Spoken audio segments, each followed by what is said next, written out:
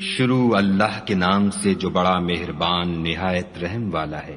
اے پیغمبر صلی اللہ علیہ وآلہ وسلم، اپنے پروردگار جلیل الشان کے نام کی تسبیح کرو، جس نے انسان کو بنایا پھر اس کے اعضاء کو درست کیا، اور جس نے اس کا اندازہ ٹھہرایا پھر اس کو رستہ بتایا، اور جس نے چارہ اگایا پھر اس کو سیاہ رنگ کا کوڑا کر دیا۔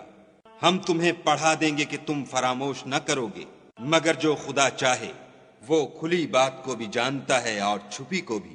ہم تم کو آسان طریقے کی توفیق دیں گے، سو جہاں تک نصیحت کے نافع ہونے کی امید ہو نصیحت کرتے رہو۔ جو خوف رکھتا ہے وہ تو نصیحت پکڑے گا، اور بے خوف بدبخت پہلو تہی کرے گا، جو قیامت کو بڑی تیز آگ میں داخل ہوگا، پھر وہاں نہ مرے گا نہ جیے گا۔ بے شک وہ مراد کو پہنچ گیا جو پاک ہوا، اور اپنے پروردگار کے نام کا ذکر کرتا رہا اور نماز پڑھتا رہا۔